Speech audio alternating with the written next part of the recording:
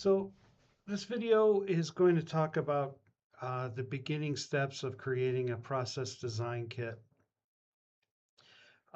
for our in-house 4-mask NMOS process. This particular document right here is for a 2-mask process. And so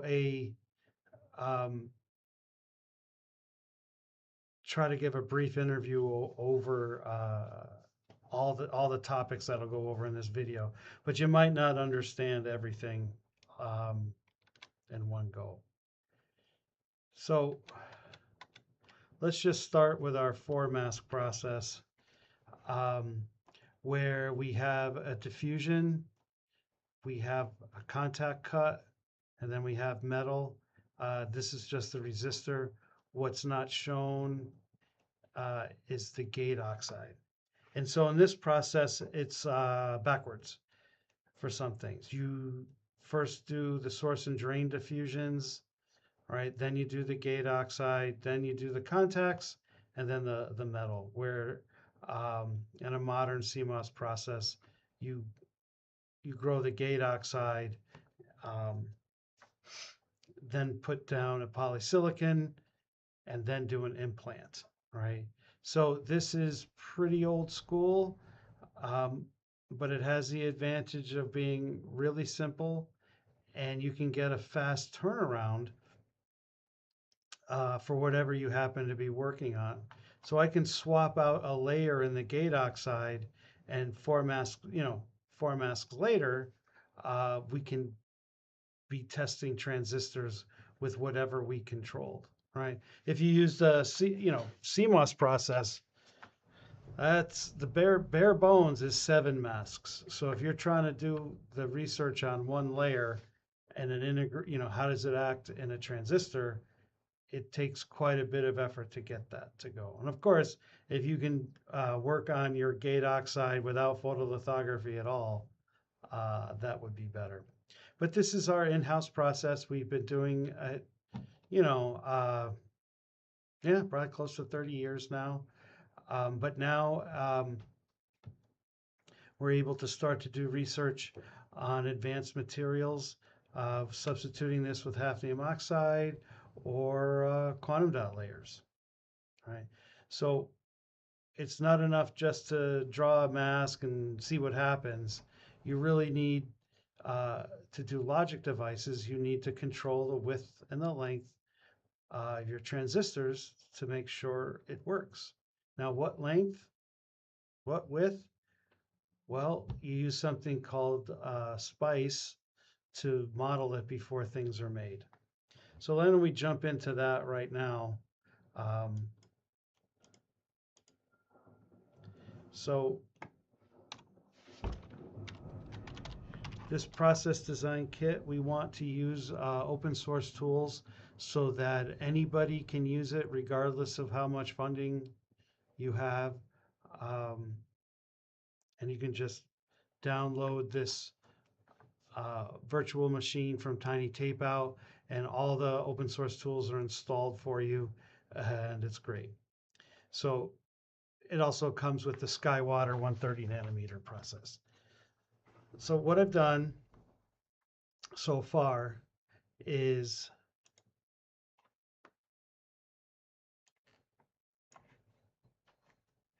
created, let's see, I remember a test bench. Here we go. A test bench. All right. And, for those of you, like LT Spice is great, but it's not good for integrated circuit design, just for making symbols and calculating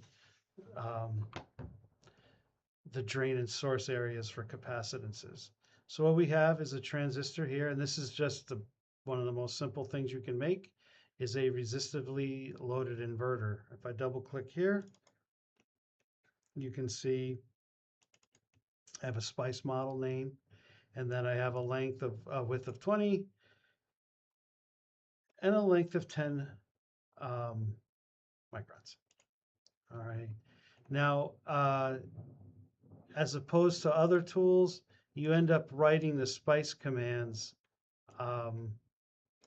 more directly. So here is a very simple SPICE level 1 model based on an existing transistor process, and it also has the capacitance values. All right. If I start, I'm gonna just have to keep going. So, but yeah, what are the control, a transient analysis, and then plot. And this is NG SPICE. All right. And then you look over, oh, excuse me. Then here in the input vector, you have a pulse from 0 to 3, no delay, rise and fall times of 1 nanosecond, and an on time of 100 and a period of 200 nanoseconds. All right. And over here, right, we actually have a ring oscillator, which is an odd number of this inverter. Now this inverter is not, it's the same right now, but it is not the, it's not related. So if I want to look inside, I can click on that and press E, save the file, and then it, we have it here. And you add ports, input and output ports, and yeah, here is the same width and length ratios, right? But let's just let's double the number of parallel transistors. Take M equal 2, right? And we'll save that. And then we'll open up here, okay? So I have changed that in each one of these, okay? If I were to send edit into any of these, here, I'll pick this one. You can see that it's been doubled, right? But this transistor over here isn't related to that symbol, and so it's still M equals 1. So let's just take a quick look. We'll net list it. And if you want to see the net list, it's great just to say show net list after. And you can see that is the text. That's what actually gets simulated. So let's simulate it. Okay. And the blue is the input. You can see that. And then Y is the output of that inverter. This inverter. And you can tell that it's got capacitances because there's this feedback capacitor where the MOSFET gate overlaps the drain. And when you get a sharp peak, it kind of makes a short, and you get this kind of feed forward spike.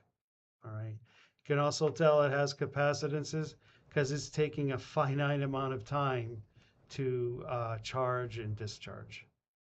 And then you can see here's the ring oscillator oscillating, and you can analyze, you know, the frequency. But ring oscillators are a great diagnostic tool for a process.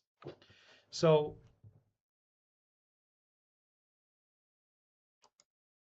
what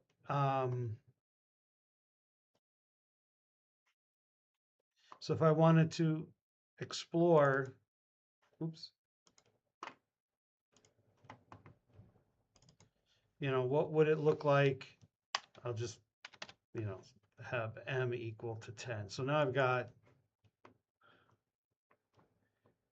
10 parallel devices. Need to renet list it and resimulate it. Oh. Okay. And interestingly enough, it slowed down. All right. I'm not going to go into why, but even if the SPICE model is not that accurate, it is giving me information so that when I actually draw this out in Magic and fabricate it, you know, I can be relatively assured that it's going to work. Okay.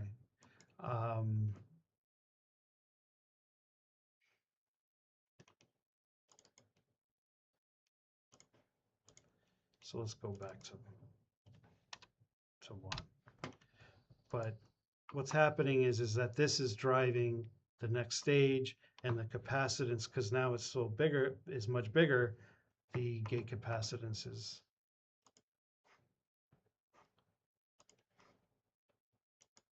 larger, and so it's slowing it down. So sometimes bigger is not always better. And right. So now, yeah, this is going to be a very simple SPICE model, SPICE level 1. It doesn't take into account a lot of effects, and certainly not a statistical model, but I can be assured that the ring oscillator will actually oscillate. All right. And then here is the actual SPICE level 1 model that we just calculated from basic principles before we're actually making it, before we use TCAD.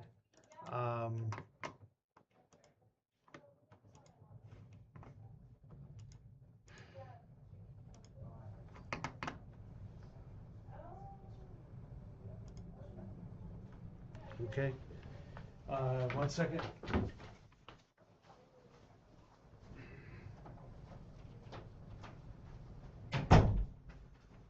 So again, where do we calculate these? Well, that's another document. And this particular document shows you how to take device physics equations and thicknesses and dopings and material properties and actually calculate the threshold voltage and other parameters and the capacitances, right? So that process was, that SPICE model file is from a process, similar steps, right? But different dimensions from what we were using. And so it comes from there. So if you want to create your own SPICE level 1, you could just use this document and put in what you want, right? Now then, you would use TCAD to try to get the process to give you what you want and extract a more accurate SPICE deck. And then you would fabricate it and then measure all the SPICE level parameters. And that would be the most accurate of all. But also then there's more accurate SPICE models. Although really it's much easier to think about your circuit using level 1 parameters, but then for verification you would use much higher things. Okay. So now that given you a little bit about that, what I want to do is show you how did I set this up to use our particular SPICE model. So that's a symbol, right? And I'm just going to press I. And now I'm editing that symbol. You double click and you have this code allows you to enter in different widths and lengths, and it calculates the areas and perimeters of the drain so that you can get the capacitances.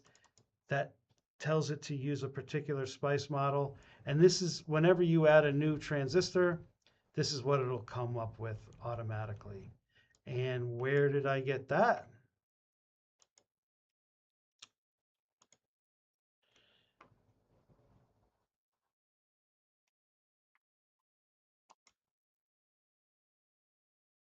You click here, and it's that symbol right there. So I opened it up, right? And that's the one it came with. And I just copied it over into, I saved it into my particular directory. So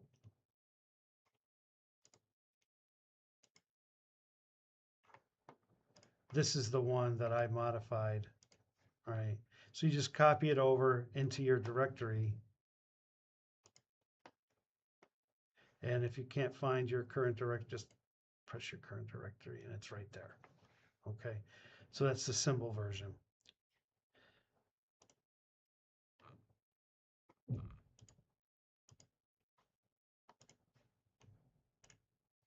So then here, this is calling CMOS N. It's CMOS N. All right. Now you can change it to whatever you want, but the actual parameters came from this GitHub account, and it's all in LT Spice, so you can just cut and paste things. All right.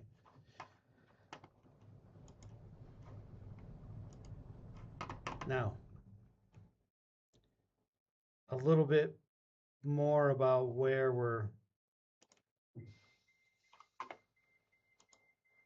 what's going on is that we're trying to make a very simple thing that anybody can use to design circuits and have a very rapid turnaround.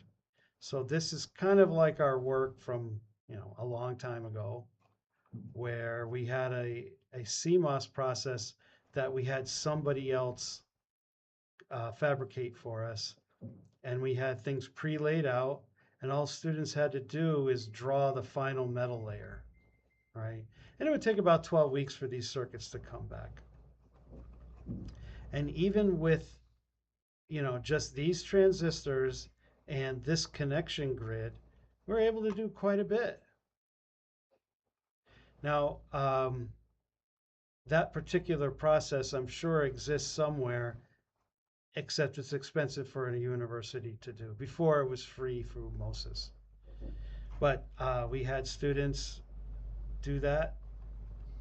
That was their circuit, right? And they made a pixel level analog to digital converter, and it was a light controlled oscillator.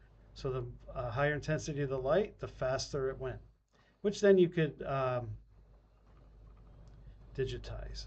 But it was great because we had 5 designs on one MOSBius chip, and that's the particular one we had. Okay.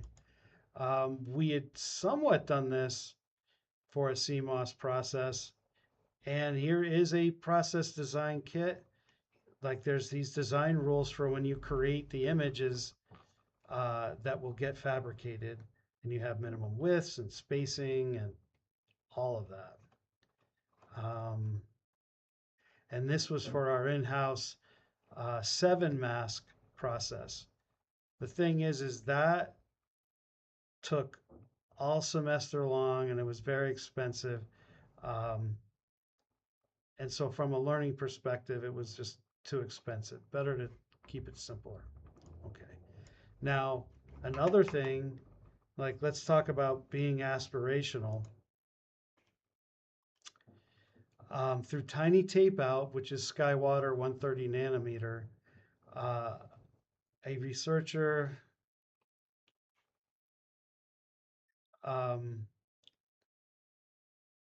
Peter Kignet came up with something called MOSBius, right? And it's essentially very similar to what we had already done, right? You can see these transistors, you can see these connection grids to wire things up, but this is a field programmable analog array, not switch capacitors. It just makes these connections. They've got a design tool interface where you just click what's connected, right? And the chip has already come back, and it will program it for you. And I believe that's just an inverter, right? But what I would like to see is something like us to do that. But in order to do that, we need a PDK. We need to be able to design that whole thing. But that took our analog leaf cell I don't think they knew we existed, but they took that concept and made it so that you can do analog design and get feedback immediately. Because, yeah, even back then it took 12 weeks to get a chip back. Now, for more modern processes, it takes a significant amount of time. So by the time you send it off, right, you might be graduated by the time it comes back for testing. Um, you know, everybody faces that. So it's not like a local thing. Um,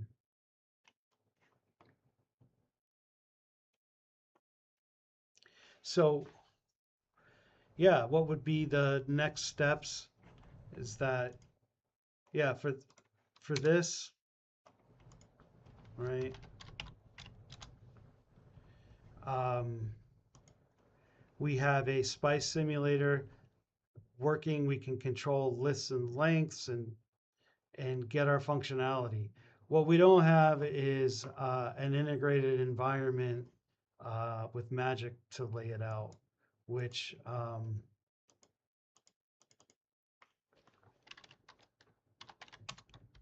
from another video.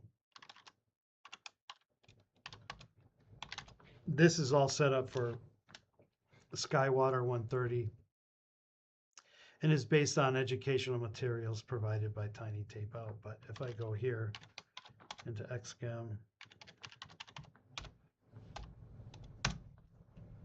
okay, and open up, we did something.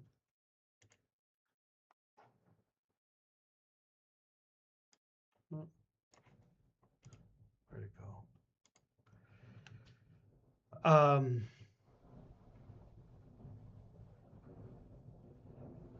We did a voltage divider, right? And this is the extracted view that we did from, you know, Magic. And then this was the original voltage divider. But these resistances, right, are tied to actual fabricated devices where if you put in the width and the length, it gives you the resistance. Just like with a MOS, if you put in the width and the length, it will give you its current carrying capabilities and how much capacitance is attached to it. I think I'll leave it there for now. Ultimately, yeah, it would be great to have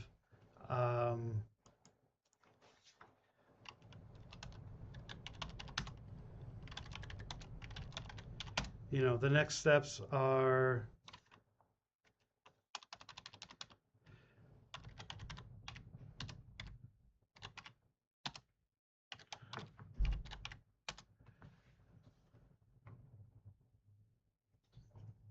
an integrated environment where each layer means something, right? And then we'll just open up our voltage divider, right?